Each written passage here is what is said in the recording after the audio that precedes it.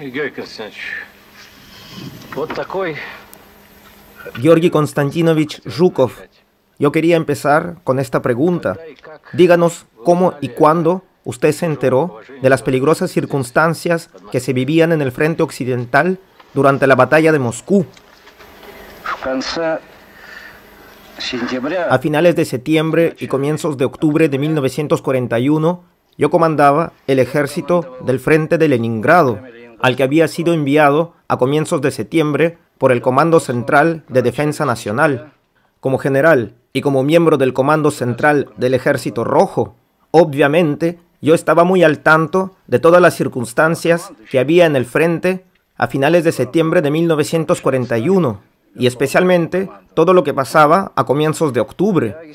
El 6 de octubre a las 2 de la tarde me llamó Joseph Stalin.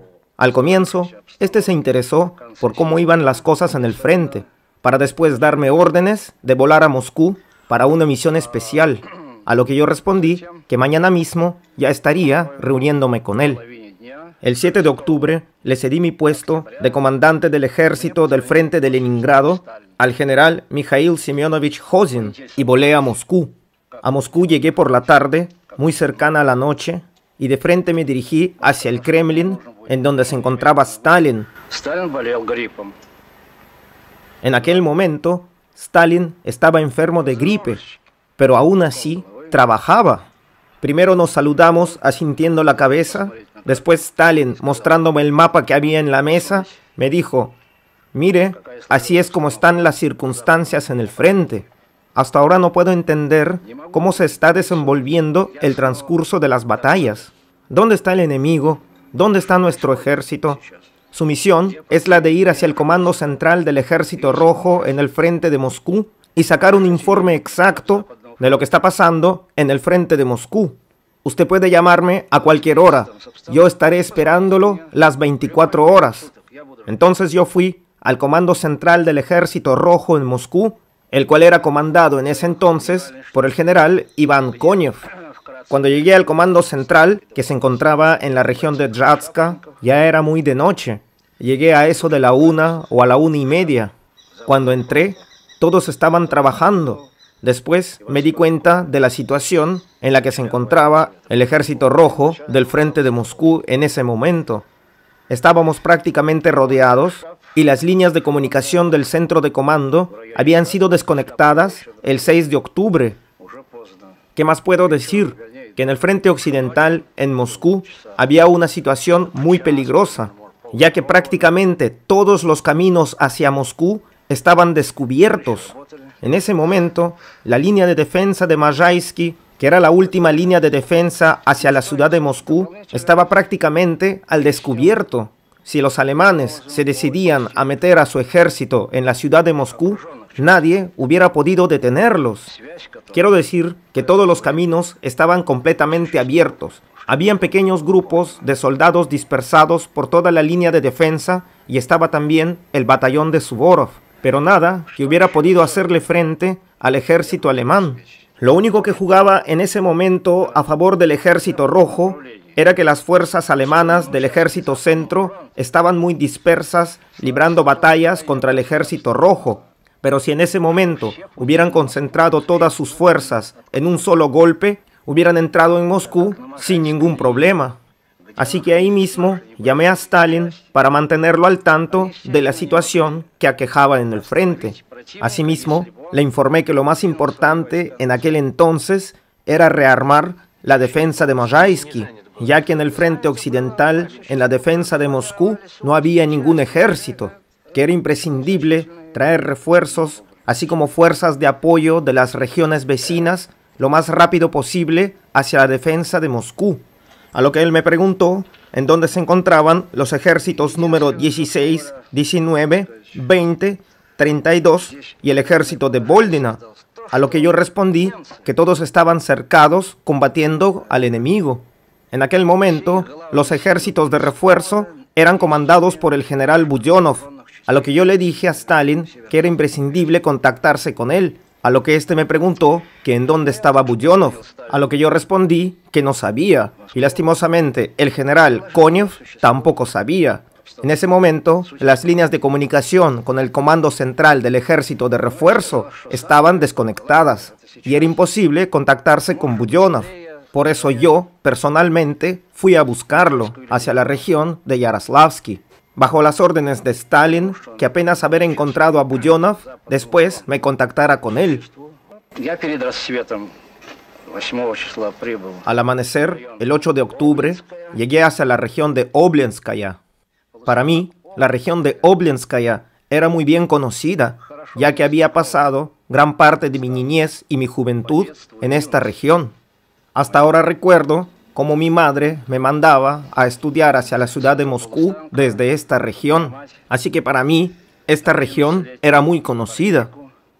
Cuando llegué a Obninsk, en donde debería estar el comando central, no encontré ningún indicio de que éste estuviera allí. Cuando de pronto vi que dos radistas estaban instalando las líneas de comunicación. Así que bajé del automóvil y fui a preguntarles si sabían en dónde se encontraba el centro de comando del Ejército de Reserva. Estos al comienzo me dijeron que no sabían en dónde se encontraba, a lo que yo les pregunté que a dónde planeaban conectar sus líneas de comunicación en ese momento. A lo que estos, despectivamente, me dijeron que lo vamos a conectar a donde debemos y que ese asunto no era mío. En ese momento me di cuenta que estos soldados no tenían ni la menor idea de con quién estaban hablando. Mi guardaespaldas me presentó y les llamó la atención por no saber con quién se estaban metiendo. Estos ahí mismo se disculparon, ya que no habían visto en ningún momento alguna imagen mía. Y en lo referente a dónde estaba el centro de comando del Ejército de Reserva, me dijeron que estaba muy cerca del puente, que teníamos que subir a la colina y allí los guardias nos dijeron en dónde exactamente podríamos encontrarlo. Y efectivamente, en un par de minutos ya estaba en el centro de comando. Cuando entré al centro de comando, todos estaban haciendo sus deberes. Ahí mismo, todos los superiores se presentaron en delante mío, pero a mí lo que me importaba era hablar con Simeón Mikhailovich Budionov, que era el comandante del Ejército de Reserva de Moscú, a lo que me respondieron que nadie sabía en dónde se encontraba, ya que el día anterior se había ido para hacer una supervisión al Ejército número 43. En el centro de comando también lo estaban esperando para muchas cuestiones que había que resolver. Así que yo personalmente me fui a buscarlo en dirección hacia Mala Yaroslavovich, muy cerca del frente. Cuando llegué al punto de comando de Mala Yaroslavovich, encontré estacionado un automóvil. Así que le pregunté al guardia a quién le pertenecía dicho automóvil, a lo que este me respondió que el automóvil era de Mikhail Semyonovich Budionov. Así que me alegré de por fin encontrarlo.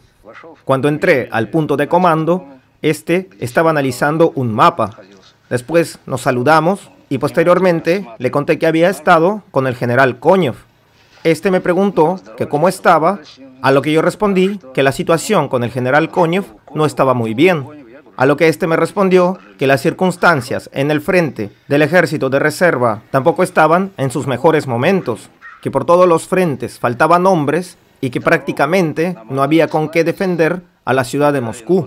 Así que le di nuevas instrucciones de volver al centro de comando y llamar a Stalin para comunicarle cuáles eran las circunstancias del frente del Ejército de Reserva. Asimismo, también le pedí que le dijera a Stalin que yo iría en dirección hacia Yukhnova y después a Kaluga para tener una mejor visión de la situación que se estaba produciendo en esos lugares. Cuando estaba yendo en dirección a Yukhnova, me encontré con el comandante de batallones. En ese momento, el ejército de reserva de esta región recién se estaba formando. Después de hablar con el comandante de batallones, me fui con dirección hacia la ciudad de Medini. Cuando llegué a Medini, esta ciudad prácticamente estaba en ruinas por los bombardeos que había sufrido de la Luftwaffe. No había ningún ejército. Lo único que encontré fue a una mujer que estaba cavando una zanja. Yo me le acerqué y le pregunté que qué estaba haciendo. Esta se levantó, me miró, pero no me respondió. De pronto, se nos acercó otra mujer, la cual me dijo que no hablara con ella, ya que ésta se había vuelto loca del dolor. A lo que yo pregunté de por qué estaba sufriendo aquella mujer, y ésta me respondió que el día anterior la ciudad había sufrido de un bombardeo y mientras esta mujer estaba sacando agua del pozo, una bomba cayó y reventó su casa en donde habían estado sus 2 nietos. También me dijo que en ese momento se iba en dirección hacia Yaroslavets, ya que el pueblo de Medini estaba todo en ruinas por los bombardeos que había sufrido de los alemanes. Y yo le pregunté que si había visto a algunos soldados o pasar algún ejército por esta ciudad, a lo que ella me respondió que hacía algunos días vio cómo llevaban a los heridos del frente y que la noche anterior habían pasado algunos batallones no muy lejos de la ciudad, pero que en ese momento en la ciudad ya no quedaba nadie y que todos los pobladores se habían ido. Después de eso, yo seguí mi camino en dirección hacia Yohronova y en una intersección fui detenido por unos soldados. Por sus cascos, yo reconocí que estos eran tanquistas. Ellos me pidieron que me identifique y después de identificarme, yo hice lo mismo con ellos. Estos me dijeron que eran tanquistas de la división número 34. Yo les pregunté que en dónde estaba su comandante. Ellos me dijeron que su comandante estaba en el punto de control que se encontraba en la colina. Cuando llegué, vi a una cara conocida. Este se me acercó y se presentó. Comandante Troitsky, me dijo, del ejército de reserva. Para mí el comandante Troitsky era una persona conocida. En ese momento, él comandaba la brigada número 11 de tanques de reserva. Este comandante era muy profesional y bastante competente. Había participado en las batallas de Khanjin-Go, en el extremo oriental de Siberia, contra los japoneses. Y algo más que puedo decir es que los japoneses le tenían un miedo terrible a estos tanquistas. Después de darle órdenes e instrucciones al comandante Trotsky, me dirigí en dirección hacia el pueblo de Kalug, en donde estaba batallando el 5º ejército bajo las órdenes del comandante Mironov. El 5º ejército era uno de los mejores ejércitos que estaba batallando en la defensa de Moscú en ese momento. Y gracias a ellos era que la región de Kaluga estaba todavía en nuestras manos. Cuando llegué a Kaluga, fui alcanzado por un mensajero con un telegrama urgente del general Shapochnikov. Este telegrama había sido mandado por el centro de comando del Ejército Rojo. Asimismo, se me daban nuevas instrucciones en donde decían que desde ese momento yo sería el nuevo comandante en jefe del Ejército Occidental de la defensa de Moscú y que debía urgentemente ocupar mi puesto en el centro de comando principal. Yo ahí mismo di la vuelta y me fui a cumplir mis nuevas órdenes. Cuando llegué al centro de comando principal, los generales allí presentes todavía no estaban al tanto de que yo iba a ser el nuevo comandante. Hasta la mañana del 10 de octubre, el comandante en jefe del Ejército Rojo de la defensa de Moscú era el comandante Konev, mientras que yo había llegado para relevarlo de su puesto. Cuando llegué, la Comisión de Defensa Nacional recién había terminado su trabajo, y en ese momento justo llamó Stalin para decirme personalmente que yo sería el nuevo comandante del Ejército Occidental de la defensa de Moscú.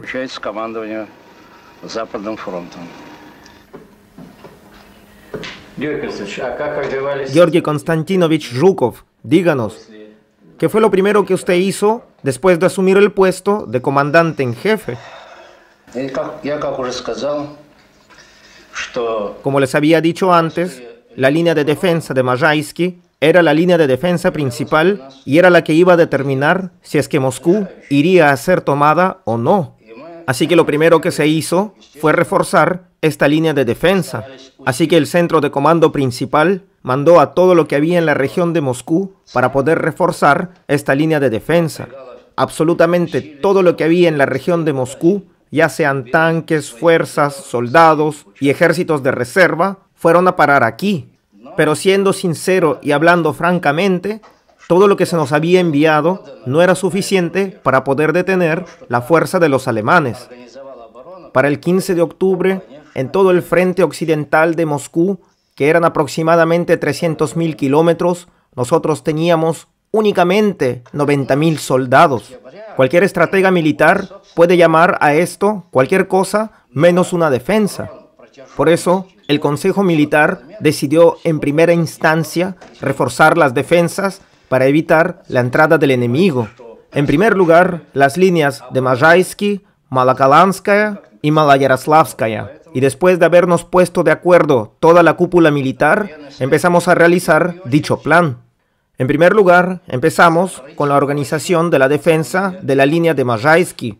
En ese momento, todos nosotros no estábamos seguros de que si esta línea de defensa pudiera contener a los nazis.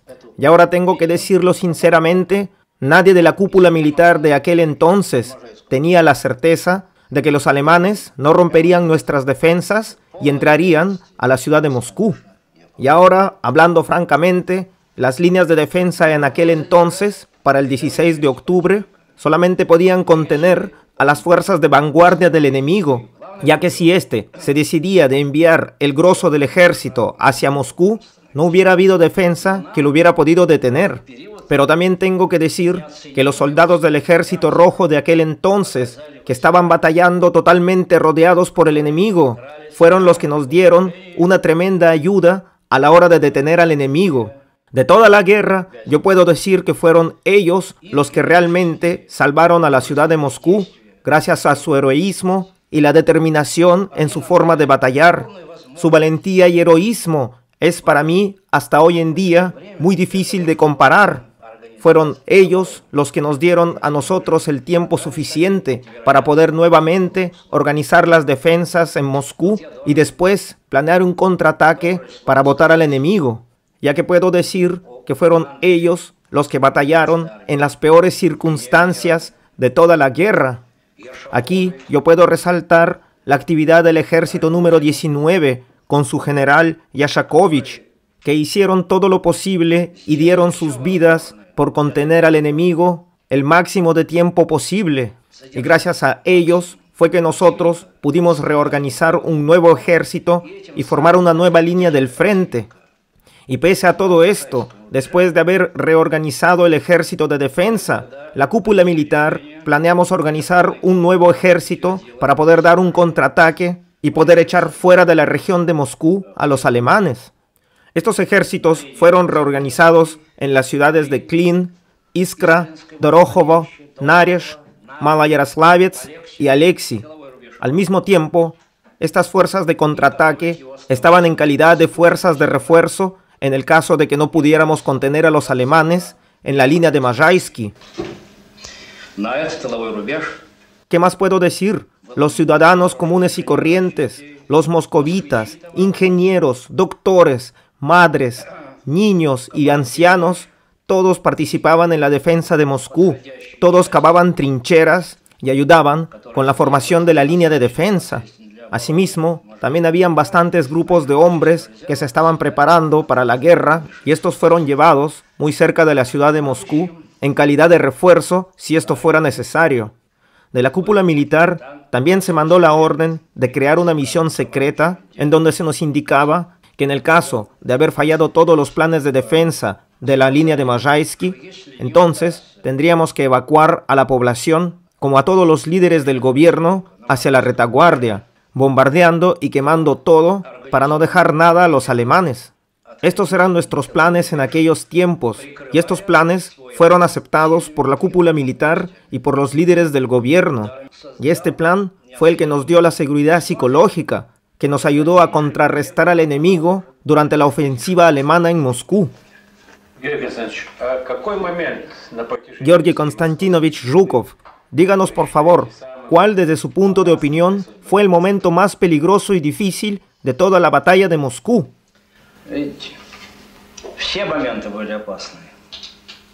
Quiero decir que todos los momentos fueron peligrosos, pero si ponemos un momento clave que pudo haber cambiado el rumbo de la guerra, esto fue lo que comprendieron los días del 6 hasta el 13 de octubre de 1941, cuando la línea de defensa de Majaysky no suponía ningún obstáculo para el enemigo. Esto para mí fue el momento más determinante de la guerra, cuando prácticamente el enemigo estaba a un paso de entrar a la ciudad de Moscú sin ningún obstáculo. ¿Y qué nos dice del momento cuando los alemanes estaban a 25 kilómetros de la ciudad de Moscú, cruzando los puentes, cuando estaban en el poblado de Kryukovo? Sí, ese también fue un momento muy determinante, pero puedo decir que cuando Kryukovo estaba rodeado, Y no solamente Kryukova, sino también Krasny Polia y Kashire. Pero la cuestión aquí está en que en esos momentos los alemanes tenían pérdidas horribles. Así que no podemos decir que ellos pudieron haber tomado la ciudad de Moscú con las pocas y desgastadas fuerzas que tenían. Pero en los periodos del 6 al 13 de octubre, los alemanes estaban muy fuertes y tenían sus fuerzas muy bien agrupadas, con soldados de élite muy bien preparados, sobre todo los ejércitos de tanques. Sin embargo, en las batallas que hubo en Kryukova, los alemanes tuvieron cuantiosas pérdidas que no les hubiera dado la posibilidad de tomar la ciudad de Moscú con esas pocas y desgastadas fuerzas. En pocas palabras, el enemigo estaba tan desgastado que no tenía las fuerzas suficientes para seguir atacando. Por eso, esos tiempos no fueron tan peligrosos como las del 6 al 13 de octubre. Pero eso fue el momento en que los alemanes estuvieron más cerca de la ciudad de Moscú. Pero yo diría que no fue el más peligroso, ya que no tenían fuerzas para tomarla. Durante el 6 al 13 de octubre, los alemanes estaban mucho más cerca al centro de comando que a la ciudad de Moscú. Pero siéndole sincero, todos nosotros, los generales que estuvimos en ese momento, no nos preocupábamos de que el enemigo estuviera cerca, ni siquiera lo pensábamos. Estábamos más ocupados en la reorganización del ejército a que los alemanes pudieran aparecer frente de nosotros en cualquier momento. En ese momento, todos los generales sabíamos que si movíamos el centro de comando para la retaguardia, esto podría haber significado para el soldado común un acto de cobardía, lo que hubiera influido de forma negativa en la moral del ejército. En pocas palabras, si los soldados ven que sus generales empiezan a retroceder, quiere decir que las cosas en el frente no están yendo bien y por ende, este también empieza a retroceder. Yo creo que esto jugó un rol psicológico muy importante dentro de la defensa de Moscú. Georgi Konstantinovich Zhukov, usted también ha hablado de la batalla de Tula. ¿Qué es lo que nos podría contar acerca de esto?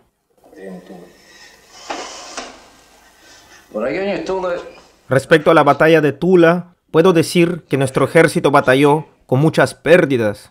No olvidemos que para entonces, Guderian era un estratega muy experimentado y su ejército, en más de una ocasión, ya había demostrado su fuerza y su experiencia en el campo de batalla. Pero también hay que decir que frente a este fuerte y sanguinario ejército nazi, el ejército rojo en la batalla de Tula pudieron hacerle frente al enemigo. Aquí quiero recalcar sobre todo a los soldados soviéticos. Y también debo recalcar que el ejército rojo en la batalla de Tula, pese a haber estado rodeado, se defendió de manera heroica y ejemplar. Y al fin y al cabo, los soviéticos en Tula pudieron defender y detener al enemigo. No olvidemos que Tula es una ciudad que históricamente se destacaron en la producción de armas. Y gracias al heroísmo y a la valentía de los soldados del Ejército Rojo en Tula, es que hoy en día la ciudad de Tula se la considera una ciudad heroica. Aquí yo voy a subrayar las acciones heroicas del batallón de Belova. Tenemos a la división de tanques del general Getman, asimismo al regimiento que estaba bajo el comando de Gorshkov, el cual tenían como comisario principal a Gorshkeyev. ¿Qué puedo decir? En pocas palabras, los tulenses se defendieron muy bien. Ahora díganos, ¿qué es lo que puede decir de los ciudadanos de Moscú? ¿Los moscovitas jugaron un rol importante en la defensa? Lastimosamente, los moscovitas fueron enviados a defender su ciudad sin mucha experiencia, ya que en aquel momento se necesitaban hombres para que vayan a luchar contra un enemigo demasiado fuerte y muy bien preparado. Pero esto cambió con el tiempo, ya que los moscovitas empezaron a tomar experiencia y así pudieron al fin botar al enemigo de sus tierras. Como lo había comentado antes, la mayoría de los ciudadanos de la ciudad de Moscú participaron en su defensa. En aquel momento, al Ejército Rojo se enrolaban toda clase de hombres, científicos, estudiantes, ingenieros, poetas, artistas. También teníamos a políticos, directores de fábricas, profesores. Teníamos toda clase de hombres que lastimosamente no eran guerreros, así que todos ellos tuvieron que aprender con la experiencia, curtiéndose en las batallas. Obviamente, hubiera sido mejor mantener a todos estos hombres en la retaguardia, haciendo lo que ellos sabían hacer, pero lastimosamente fueron enviados al frente. Y personalmente, yo creo que lo que se hizo, ya se hizo, y que todo eso fue por el bien de todos, ya que todos esos regimientos de soldados muy poco entrenados fueron creados especialmente para defender a la patria en los momentos más difíciles.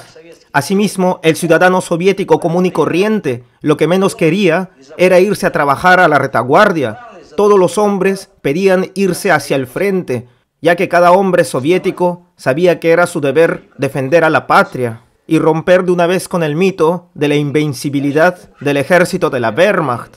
Por eso, yo pienso que la formación de estos ejércitos de hombres no experimentados, al final fueron ellos los que no dejaron que el enemigo tomara la ciudad de Moscú. Después de la guerra, yo me encontré en más de una vez con los comandantes de estos regimientos de soldados moscovitas. Muchos de ellos empezaron sus carreras militares justamente en esos momentos.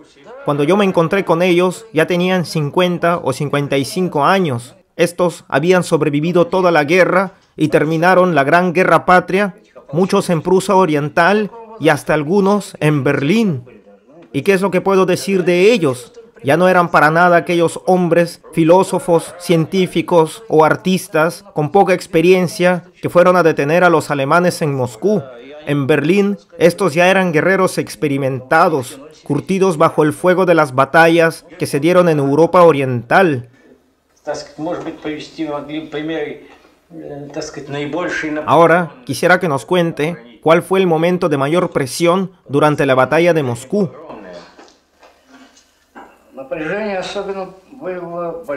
Yo puedo decir que el momento de mayor presión fueron en los días del 15 y 16 de noviembre, ya que los alemanes pretendían tomar nuestro ejército por los flancos, y para esto usaban los ejércitos de tanques. Ellos pusieron todas sus fuerzas en los ataques con tanques y con la aviación de la Luftwaffe. En este momento yo puedo decir que fueron las batallas más sangrientas porque tanto por el lado de los alemanes como por el lado de los soviéticos mandábamos todas nuestras fuerzas para evitar que el enemigo tome nuestras posiciones. Contando solamente que el ejército número 16 tuvo que enfrentarse contra 650 tanques de la Wehrmacht. Y esto solamente estamos hablando de los ejércitos de vanguardia. Y así fue como los alemanes atacaron con estas inmensas fuerzas los ejércitos de Rokossovski. Por eso puedo decir que estos fueron los momentos de mayor presión, ya que por ambos bandos enviábamos lo mejor que teníamos. El ejército rojo no se dejaba vencer y repelíamos los ataques de los alemanes con fuerzas de refuerzo que nos venían de la retaguardia. Y ya para entonces habíamos tomado experiencia en la guerra antitanque. La forma de operar era la siguiente. Se ponían las baterías antitanques en la retaguardia, muy cerca de los flancos por donde iban a pasar los tanques alemanes. Entonces los alemanes, al mandar al ataque a sus tanques, lo que hacían era cada vez entrar en una trampa. Pensando que iban a abrirse paso en la retaguardia del enemigo, caían bajo los bombardeos de las armas antitanque. Y además quiero recalcar que el ejército que soportó el golpe más duro de la Wehrmacht fue el ejército de Rokossovski. Ellos prácticamente fueron los que contuvieron el grueso del ejército alemán. Claro está, yo creo que mejor sería que fuera el mismo Konstantin Konstantinovich Rokossovski quien les cuente los pormenores de sus acciones en el frente. Él mismo fue quien valientemente comandó a sus ejércitos y se preocupaba por ellos mucho más que el resto de los generales en el frente. Algo que más puedo recalcar es que hubo momentos muy difíciles cuando parecía que todo el frente se desmoronaba ante nuestros ojos y muchos creían que ya los alemanes iban a hacerse con sus planes y muchos pensaban que el ejército rojo caería, pero no. Y así fue como el ejército rojo, reforzado con nuevos soldados, prevaleció frente a sus enemigos. Y fue el ejército de Rokossovski al que se le mandaban los mejores hombres y las mejores fuerzas de refuerzo, ya que todos sabíamos que en sus manos estaba prácticamente el golpe decisivo que cambiaría el desenlace de la guerra. Y mientras esto, en la parte central, se organizó un contraataque contra el ejército centro de la Wehrmacht, enviando fuerzas de refuerzo para el ejército de Rokossovski, algo que reforzó y endureció al ejército rojo en esa región. Y al comienzo nos dedicábamos únicamente a reforzar a los ejércitos del frente. ya que el ejército rojo lastimosamente se desangraba por el duro golpe que había recibido de los alemanes. Después empezamos a enviarle batallones de refuerzo y regimientos separados, tanques de refuerzo, asimismo como fuerzas antitanques. Y todos estos, acompañados de una muy buena logística, eran enviados hacia el frente para darle el contraataque final que echó a los alemanes. Ну и в конце концов нам все же удалось укрепить. Y al fin y al cabo, pudimos reforzar el ejército de Rokossovski gracias a la valentía de los hombres soviéticos. Y en resumen, después de haber enviado como fuerza de refuerzo al ejército de Kuznetsov, dentro de las cuales había 3 o 4, no recuerdo la cantidad en estos momentos, de regimientos de marines de élite con el que fueron reforzados estos ejércitos. Estos eran hombres sumamente valientes. Yo recuerdo que me topé con estos regimientos cuando todavía era comandante del ejército de Leningrado. Recuerdo que en las batallas de Oritskova y las lomas de Pulkovsky demostraron su valentía y su coraje contra el enemigo. Recuerdo cómo estos hombres peleaban contra el enemigo con gran honor y heroísmo, pese a estar en desventaja de armas y en desventaja numérica frente a los alemanes. Por el contrario, los alemanes únicamente atacaban cuando se sentían confiados en la victoria. Si sabían que iban a enfrentarse contra los marineros soviéticos, estos preferían postergar el ataque o tratar de esquivarlos a toda costa. Y esto era una tendencia dentro del ejército de la Wehrmacht.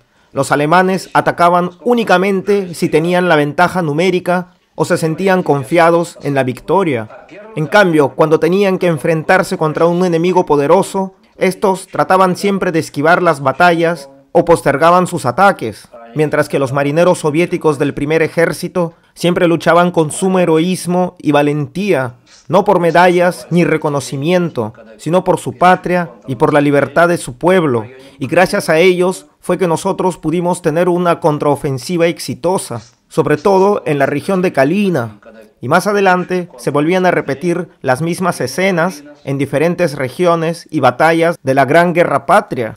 Por eso puedo decir que el Ejército Rojo le debe un agradecimiento profundo a los marineros soviéticos que lucharon con gran honor y heroísmo contra las hordas nazis. ¿Cuándo fue que se formó el plan de la contraofensiva que botaría a los alemanes fuera de la región de Moscú? ¿Qué es lo que puedo decir? Sobre este tema se ha escrito mucho, pero personalmente puedo decir que todo lo que se ha escrito está un poco fuera de contexto. Lo que pasa es que hay muchas versiones. Yo lo que puedo decir es que hasta el 1 de diciembre nadie pensaba en un contraataque.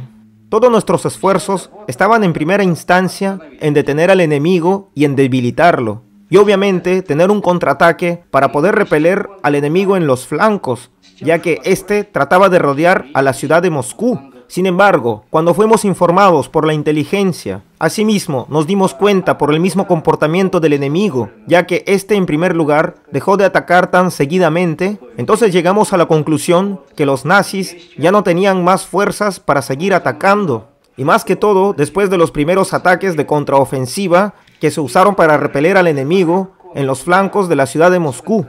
Así que en ese momento nos dimos cuenta que no solamente teníamos que contraatacar, sino que también debíamos empezar a planear un ataque para botar a los alemanes, no solamente fuera de la región de Moscú, sino empezar nuestro recorrido hacia Berlín. Hasta ahora recuerdo la reunión que nosotros tuvimos con la alta cúpula militar. Ellos compartían la misma opinión conmigo. No debíamos permitir que los alemanes refuercen su posición cerca de la ciudad de Moscú, y sabíamos que el Ejército Rojo debía tomar la iniciativa en la guerra. Entonces nosotros presentamos nuestro plan de ataque que llevaría al Ejército Rojo hacia el oeste y liberaría la zona occidental no solamente de Moscú, sino también la zona de Kalininsky, así como también la zona suroeste del frente occidental. Así que todas las fuerzas del Ejército Rojo fueron llevadas hacia estas zonas para contraatacar al enemigo y que éste nunca más volviera hacia la región de Moscú. Nosotros sabíamos que teníamos solamente una oportunidad para tomar la iniciativa y cambiar así el rumbo de la guerra.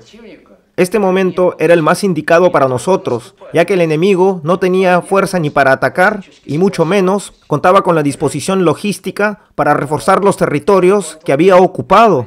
Y yo creo que esto lo entendió muy bien Guderian y Gobner, ya que después se sabría que ellos se hicieron responsables por la derrota que sufrieron en Moscú, y fueron ellos mismos los que hicieron retroceder a su ejército lejos de la región de Moscú. Y por esto vemos que a partir del 3 de diciembre, los ejércitos alemanes empezaron su retroceso, ya que sus generales sabían muy bien que tenían que retirar a sus soldados para que estos no fueran aplastados por el ejército rojo. Después supimos que hasta el mismo Gopner destituyó a muchos de sus generales, y él mismo, después del fiasco que sufrió la Wehrmacht en la región de Moscú, renunció a su cargo y tomó la responsabilidad de la derrota de los alemanes en la batalla de Moscú.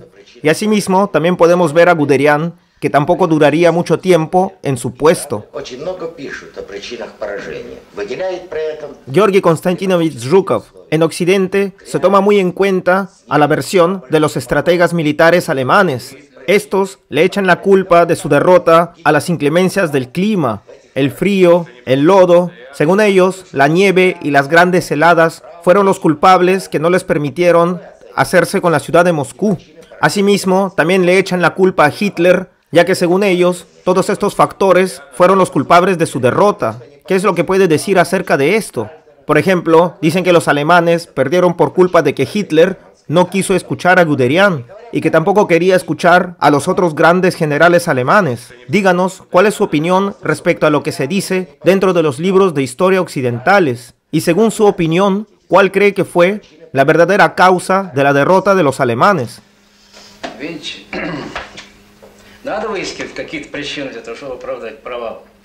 Lo que puedo decir es que cuando uno pierde, siempre trata de encontrar culpables. Si hablamos de las inclemencias del clima, claro que sí, durante el invierno hacía mucho frío, durante el otoño, cuando se derretía la nieve, todos los caminos se llenaban de barro y lodo. Pero aún así, las inclemencias del clima no solamente afectaban a los alemanes, sino también a los soviéticos. Pero pese a todo esto, el ejército soviético seguía funcionando de manera óptima. La estrategia militar es una ciencia exacta. La derrota que sufrieron los alemanes en Moscú está comprobada científicamente que fue por la mala planificación de antemano de la alta cúpula militar alemana. Ni tampoco fue por lo que Hitler se le ocurrió, a la mitad del plan Barbarossa, voltear los tanques de Guderian para el apoyo del grupo sureste de la Wehrmacht, con el fin de tomar totalmente la República Socialista Soviética de Ucrania, y con esto hacerse con la península de Crimea. Esa no fue la causa. Hasta me atrevería a decir de que si las fuerzas de Guderian hubieran sido utilizadas para la toma de Moscú en ese momento, para los alemanes tendría un impacto más negativo de lo que nos muestra la historia, ya que desde mi punto de vista como estratega, al darle vuelta a los tanques de Guderian para apoyar el grupo sureste en Ucrania, tuvo mucha lógica desde el punto de vista militar, ya que todas las fuerzas ucranianas que estaban en el Donbass y en Crimea pudieron haber contraatacado el ejército centro, cortándole los abastecimientos que tenían hacia Moscú, y con esto los alemanes la hubieran pasado peor. Si Hitler le hubiera escuchado a sus generales en ese momento, desde mi punto de vista, el ejército centro corría el riesgo de ser cortado de sus abastecimientos. Pero volviendo a su pregunta, esta tampoco fue la causa de la derrota alemana. La causa directa de la derrota alemana fue que desde el comienzo de la guerra, Hitler y todos sus generales no pudieron hacerse ni siquiera con una de las metas principales que tenían desde el comienzo de la guerra. Entre ellas estaban la toma de las ciudades principales de la Unión Soviética. En primer lugar, la ciudad de Moscú, la ciudad de Leningrado, ni peor aún, pudo hacerse con sus metas estratégicas en el sur de la Unión Soviética. Pero sobre todo, los nazis no contaban que el pueblo soviético les iba a hacer frente y que iban a resistir con tanta determinación, ya que mientras el ejército de la Wehrmacht iba profundizándose cada vez más dentro de la Unión Soviética, recibía cada vez más una resistencia mucho más feroz. Por eso, cuando los alemanes llegaron hacia la región de Moscú, todos los hombres soviéticos sabían que tenían que participar en el desenlace de la guerra, ya que esto repercutía directamente en todos los ciudadanos de la Unión Soviética. Y por esto vemos que en la batalla de Moscú fue en donde se libraron las batallas más encarnizadas y en donde se vio la máxima resistencia del pueblo soviético. y es en la batalla de Moscú en donde vemos que por cada paso que daba el ejército de la Wehrmacht tenían cuantiosas pérdidas que repercutieron en la derrota alemana. Yo recuerdo que para la primavera de 1942, después del derretimiento de la nieve, en todos los campos de la región de Moscú empezaban a aparecer cuerpos de soldados alemanes por doquier. Estos yacían hasta apilados uno encima del otro, y fue en la región de Moscú en donde los nazis prácticamente perdieron a su mejor ejército, a aquel ejército que fue curtido durante años en las guerras del continente europeo. Asimismo, también vemos grandes pérdidas en vehículos de guerra como tanques, vehículos blindados, en aviones y en bombarderos. En pocas palabras, Hitler y sus generales mandaron a morir prácticamente a sus mejores hombres, los que fueron eliminados en primera instancia gracias a la resistencia que le ofreció el Ejército Rojo, gracias a que nosotros pudimos en su momento reorganizar y rearmar la defensa de Moscú. Primeramente empezamos el contraataque por el sur de Moscú y después nos desplazamos hacia el norte. Y después de la contraofensiva soviética, cuando los alemanes nuevamente quisieron atacar, todas nuestras defensas estaban muy bien reforzadas, con innumerables cañones de artillería, los cuales sepultaron definitivamente la iniciativa alemana, y después de eso, lo único que hicieron fue retroceder. Y después, lo único que pudo hacer el ejército de la Wehrmacht fue desangrarse lentamente hacia su derrota final. Y como repito nuevamente, ninguno de los grandes objetivos que tuvieron al inicio de la guerra con el plan Barbarossa pudo concretarse definitivamente. En pocas palabras, yo vuelvo a decir que la derrota alemana fue porque los generales alemanes no tomaron en cuenta muchos aspectos de la Unión Soviética y que pasaron por alto momentos tan importantes, los cuales después repercutieron en que ninguna de las grandes metas que se planearon al comienzo de la guerra fueron realizadas. Ellos pensaron que el Ejército Rojo se iba a rendir los primeros meses de la guerra. Pensaron que nosotros no teníamos ni la fuerza ni la tecnología para hacerles frente. Ellos, después de las victorias en Europa, pensaron que la Unión Soviética sería un paseo más como lo que fue en Francia y que sería el mismo pueblo soviético el que los recibiría literalmente con los brazos abiertos como libertadores. Sin embargo, todas sus predicciones estaban erróneas. A la Wehrmacht le faltó fuerza para destruir al Ejército Rojo y más aún para destruir la moral y el espíritu combatiente de los soviéticos. Y esto lo podemos ver no solamente en Moscú, sino en diferentes batallas como en Leningrado o en Stalingrado. Por ejemplo, si los alemanes hubieran tomado la ciudad de Leningrado, estos se hubieran reorganizado en esa región con sus aliados los finlandeses y hubieran agrupado sus fuerzas en un solo golpe para después atacar y tomar la ciudad de Moscú. Entonces el Ejército Rojo hubiera tenido muchos peores problemas en el invierno de 1941. Entonces yo creo que nosotros hubiéramos tenido que crear nuevos planes y crear otro frente totalmente diferente. Pero la historia nos demuestra que la ciudad de Leningrado soportó todas las calamidades que le fueron causadas por los nazis, y estos no pudieron hacerse nunca con la ciudad de Leningrado. Pese a todo esto, los alemanes igualmente utilizaron muchas de las fuerzas destinadas para la toma de Leningrado en la batalla de Moscú, pero aún así no pudieron hacerse con la ciudad capital de la Unión Soviética. Y por último, tengo que decir que todos los hombres de la Unión Soviética, y sobre todo los moscovitas, dieron todo de sí y todas sus fuerzas para derrotar al ejército de la Wehrmacht en la región de Moscú. Y como vemos en la historia, esa fue la última cruzada de muchos soldados alemanes en sus disque aventuras en la Segunda Guerra Mundial. Desde mi punto de vista como estratega militar, yo creo que la victoria en Moscú le sirvió al Ejército Rojo como una gran victoria desde el punto de vista estratégico, ya que le mostró en primera instancia al ciudadano de la Unión Soviética y al mundo que el ejército de la Wehrmacht podía ser derrotado, y demostró que el Ejército Rojo tenía las cualidades para derrotar a la Alemania nazi, y fue durante la batalla de Moscú que nosotros, los generales del Ejército Rojo, la cúpula política de la Unión Soviética y nuestro líder Joseph Stalin, nos dimos cuenta que no solamente podíamos, sino que debíamos de liberar a la Unión Soviética del nazismo y destruir a las fuerzas nazis en el corazón mismo del Tercer Reich, en Berlín. Georgi Konstantinovich Zhukov, Esta guerra ha sido la guerra más grande de toda la historia y usted es uno de los personajes principales que se destacaron en toda esta contienda. Díganos, ¿cuáles fueron los recuerdos más destacados durante toda la contienda de la Gran Guerra Patria? ¿Qué es lo que puedo decir? Esta guerra fue realmente muy difícil.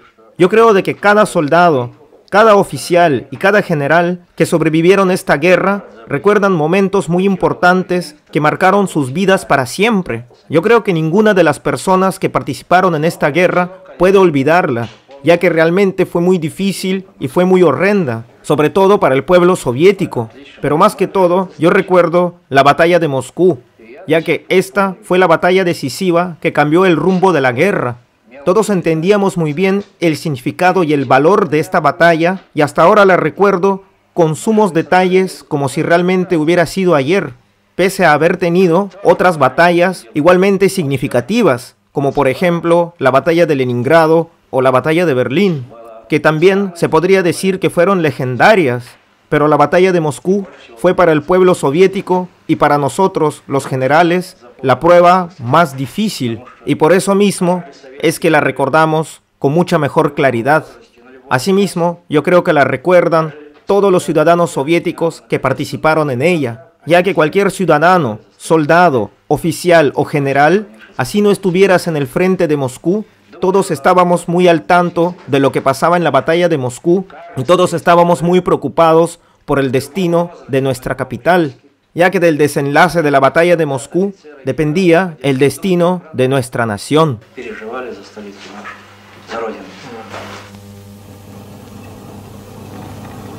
Quiero invitarles a inscribirse a nuestro canal de Telegram para poder recibir noticias de primera instancia en este canal. Si esta historia te ha gustado, coméntala y compártela, así como también no te olvides de poner el pulgar arriba y darle a la campanita. Yo soy Alex Star y esta ha sido otra historia real del Frente Oriental en la Segunda Guerra Mundial.